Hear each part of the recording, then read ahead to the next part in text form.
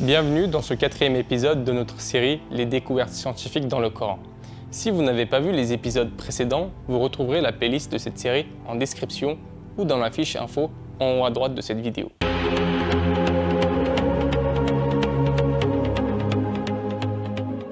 Commençons tout de suite avec la 7e découverte de cette série. Pendant longtemps, la formation de la pluie constituait un grand mystère pour les hommes. L'étude de la physique des nuages commence seulement à partir du 19e siècle. Ce n'est seulement qu'après l'invention de radars météorologiques qu'il a été possible de comprendre son mécanisme. Voyons comment dans le Coran cela est défini. Allah, c'est lui qui envoie les vents, qui soulève des nuages, puis il les étend dans le ciel comme il le veut.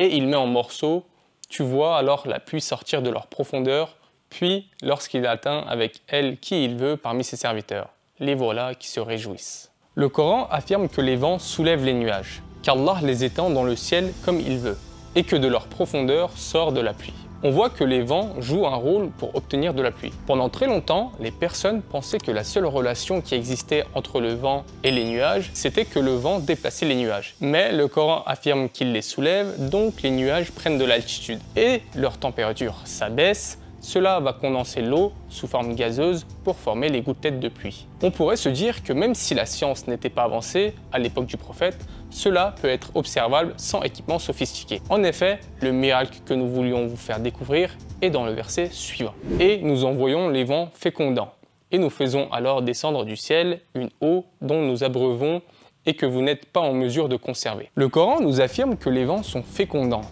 à une époque où la science n'est pas en mesure de prouver une telle affirmation. Grâce à l'évolution de la science et de la technologie, il s'est avéré que les vents possèdent une fonction fécondatrice, comme l'indique le verset du Coran. Le verset affirme un lien entre le vent et la pluie. Voyons ce que la météorologie moderne démontre par rapport à ce sujet. La première expérience en laboratoire a été faite par le physicien Coulier en 1875. Il montre que lorsqu'on diminue la pression et que la température diminue, la vapeur d'eau condense mieux si des particules sont présentes. Les chercheurs se sont par la suite concentrés sur le type de particules ayant la meilleure caractéristique et trouvèrent que le sel de mer était l'un des plus communs trouvés dans les gouttes de nuages de pluie. En effet, à la surface des océans et des mers, d'innombrables bulles d'air sont formées par l'écume. Il faut savoir que la formation de l'écume est provoquée par des vents violents. Dès le début du processus de la formation des nuages de pluie, le vent joue donc un rôle important. Au moment où ces bulles d'air éclatent, des milliers de particules minuscules, riches en sel, sont projetées dans l'air. Ces particules, transportées en haute altitude par les vents, entrent là en contact avec la vapeur d'eau qui se condense alors autour de ces particules et se transforme en gouttelettes d'eau. Ces gouttelettes d'eau s'assemblent d'abord pour former des nuages, puis tombent sur la terre sous forme de pluie. Comme on l'a vu, les vents fécondent la vapeur d'eau flottant dans l'air avec des particules qu'ils transportent, ce qui permet ensuite la formation des nuages de pluie. Il faut savoir que le vent transporte d'autres types de particules qu'on peut qualifier de poussière qui permettent également la formation des nuages. Si les vents ne possédaient pas cette propriété, les gouttelettes d'eau ne se formeraient jamais, et la pluie n'existerait pas, et la vie sur Terre non plus. Un point très important à retenir ici, c'est que le Coran parle à plusieurs reprises du vent et fait le lien avec la pluie dans plusieurs versets. Ce rôle crucial des vents dans la formation de la pluie a été affirmé il y a des siècles dans le Coran, à une époque où les gens ne savaient que très peu de choses des phénomènes naturels. Nous vous posons la question, est-ce que ces affirmations peuvent être rapportées par une personne qui ne sait ni lire ni écrire à une époque où la science et la technologie n'étaient pas développées? Comment peut-on affirmer que les vents sont fécondants juste en observant ce qui se passe autour de nous? C'est évidemment impossible. Même si tous les êtres humains de l'époque se rassembleraient, ils ne pourraient pas qualifier le vent de cette manière. Cette annonce a forcément été faite par le créateur des vents fécondants qui l'a transmis au messager qui nous l'a retransmis. Passons maintenant à notre 8e découverte de cette série. Est-ce que vous vous êtes déjà demandé quel était le poids des nuages? Avez-vous des connaissances à ce sujet? Si vous ne possédez pas de connaissances à ce sujet, on vous demande de vous faire une estimation du poids des nuages. On vous simplifie même la question. Selon vous, les nuages sont lourds ou légers? Quelqu'un qui observe les nuages et qui ne possède aucune connaissance scientifique sur le sujet va forcément supposer que les nuages sont extrêmement légers. Mais le Coran, 1400 ans avant, affirme que les nuages ne sont pas comme nous les voyons, c'est-à-dire extrêmement légers, mais qu'ils sont extrêmement lourds. Voyons les versets qui affirment cela.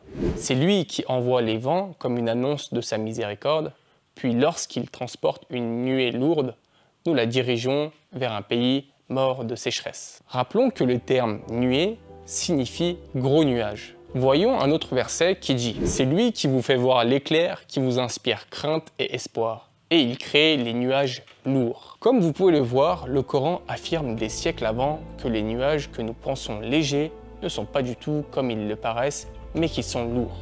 Que pense la science par rapport à ce sujet? Est-ce que les nuages sont vraiment lourds comme l'avait prédit le Coran? Suite aux recherches récentes faites sur le poids des nuages, des chiffres surprenants ont été obtenus. Par exemple, le nuage de type cumulonimbus varie de 50 000 tonnes d'eau à 800 000 tonnes d'eau. La majorité aussi entre 300 et 500 000 tonnes d'eau. Oui, vous avez bien entendu, on parle de 300 000 tonnes d'eau. Une telle masse suspendue dans l'air, c'est vraiment époustouflant. Mais que cette information soit annoncée dans le Coran, c'est encore plus surprenant. Réfléchissons tous ensemble. Mettez-vous dans le contexte de l'époque. Un prophète vient et affirme que les nuages sont lourds alors que tout le monde pense l'inverse. Si le prophète voulait le pouvoir ou la notoriété, il ne prendrait pas le risque d'annoncer de telles choses. Les personnes iraient à l'encontre de lui. Mais son but est de transmettre le message de notre Seigneur, donc il agit selon la volonté du Tout-Puissant. Comment le prophète pouvait affirmer que les nuages sont lourds alors qu'ils n'ont pas la science pour vérifier cela?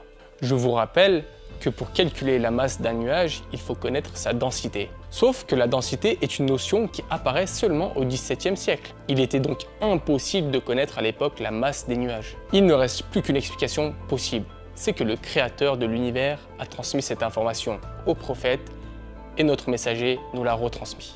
Nous venons encore une fois de vous montrer des preuves que ce livre est divin. Il annonçait plusieurs hypothèses impossibles à vérifier à l'époque et que nous découvrons récemment. Je vous invite donc à vous abonner à notre chaîne YouTube pour ne pas louper la suite de cette série dans laquelle nous allons vous faire découvrir les données scientifiques découvertes récemment et annoncées il y a plus de 1400 ans par Allah et son messager Mohammed, que la paix soit sur lui. En espérant vous revoir bientôt, c'était la chaîne Demeure étoilée.